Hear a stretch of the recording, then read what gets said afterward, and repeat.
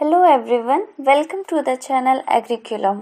Today, introduction to animal husbandry under the topic of pig management, and the today's subtopics are general aspect of breeding and care of sow and boar.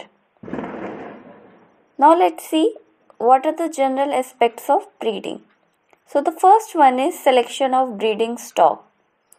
तो हम यहाँ पे देखेंगे कि different जो breeding के steps हैं उसको हम लोग कैसे करते हैं. तो फर्स्ट क्या होता है हमारा selection of breeding stock. Choose healthy strong and disease free pigs.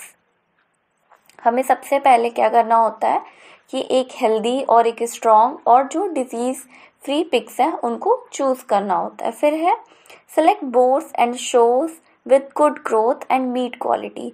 जो मेल और फीमेल जो जिनकी अच्छी ज़्यादा ग्रोथ हो और जिनका मीट क्वालिटी भी काफ़ी ज़्यादा अच्छा हो उनको हम लोग चूज़ करते हैं. Avoid in breeding by keeping track of lineage.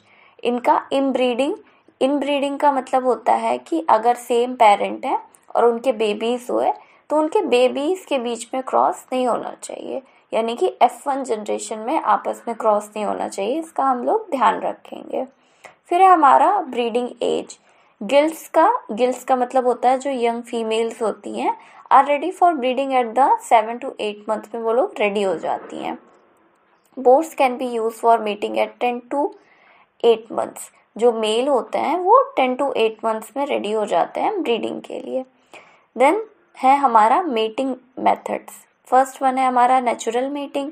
इसमें जो बोर होता है वो डायरेक्टली मेट करता है हमारा सो के साथ यानी फीमेल के साथ. आर्टिफिशियल इंसेमिनेशन क्या होता है कि semen from boar is use to inseminate the sow, यानी कि अगर मान लीजिए कहीं पे दूसरी जगह पे हमारा मेल पिग है तो वहाँ से सीमेन को कलेक्ट किया जाता है. फिर ला के अगर कोई भी फार्म है वहाँ पे तो उसमें जो फीमेल है उसके अंदर इंसर्ट किया जाता है. उसी को हम लोग इंसेमिनेशन कहते हैं.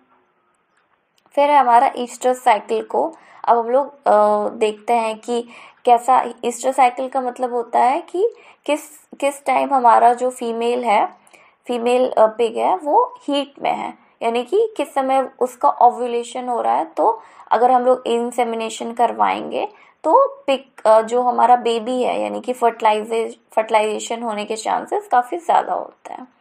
तो female pigs come into heat every 21 days. हर 21 डेज के बाद जो पिग्स होती हैं फीमेल वो हीट साइकिल में आती हैं, यानी कि उनका ओव्यूलेशन होता है.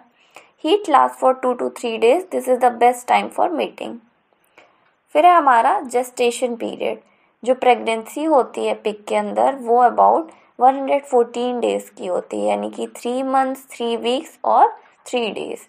इससे थोड़ा ऊपर या फिर नीचे वेरी कर सकता है. ऐसा नहीं है कि एग्जैक्ट यही है, बट हाँ जनरली हम लोग देखते हैं कि 114 डेज का होता है. Proper care during gestation ensure healthy piglets. अगर हम लोग फीमेल का जब वो प्रेग्नेंट है तो अगर हम लोग उसको अच्छा फीडिंग करते हैं या फिर उसको हाइजीनिक प्लेस पे रखते हैं तो जो हमारे पिगलेट्स होंगे वो भी काफ़ी ज़्यादा हेल्दी और डिजीज़ फ्री होंगे. फिर है हमारा farrowing management. Provide a clean dry and warm farrowing pen. जब बेबीज़ पैदा होते हैं तो उनको अच्छे मतलब साफ़ सुथरी जगह पे पैदा करवाना चाहिए. अगर फार्म है तो वहाँ पे साफ़ सफाई कर दी जाए और उसको प्रॉपर केयर दी जाए. Monitor sows during birth to prevent complications. Health care vaccinate and deworm breeding pigs regularly. जो मदर होती है तो उसको जो है समय समय पर वैक्सीनेट करवाना चाहिए और जब उनके बेबीज़ भी पैदा हो जाते हैं तो उनको प्रॉपर टाइमली वैक्सीनेट कर देना चाहिए. Provide balance nutrition for optimal reproduction. अच्छा बैलेंस डाइट उन्हें प्रोवाइड करवाना चाहिए. Record keeping. Maintain records of breeding farrowing and litter size. उनका जो ब्रीडिंग है यानी कि कितने पीरियड में हो रहा है, उनके बेबी कब पैदा हुए और जो बेबी है वो हेल्दी है या फिर मतलब सारी चीज़ का हमें लेखा जोखा रखना चाहिए ताकि आगे जो है हम उस पर ध्यान दे सकें. Helps in improving stock and planning future breeding.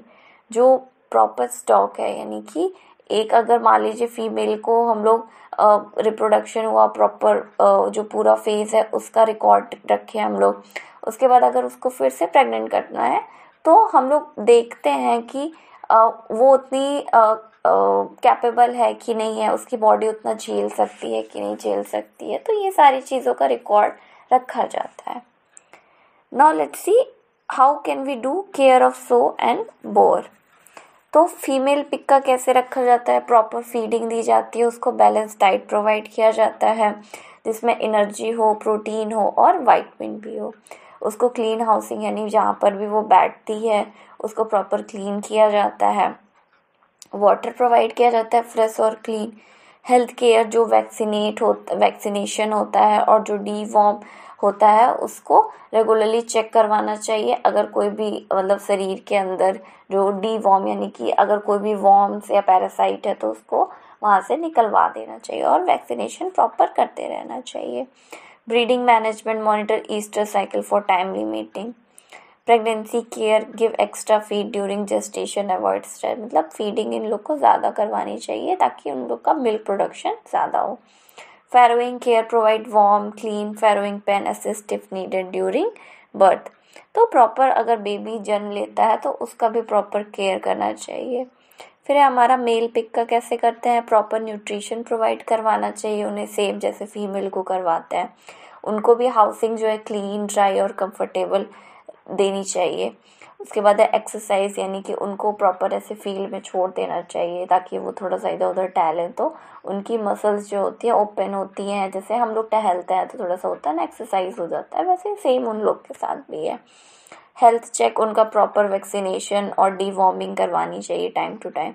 Breeding management use boars only when they healthy and mature, ताकि उनका जो सीमेंस है वो भी हेल्दी रहे। हाइजीन का प्रॉपर ध्यान रखना चाहिए। So that's all for today's lecture. Kindly like, share, comment and subscribe and stay connected for more upcoming lecture. Thank you so much.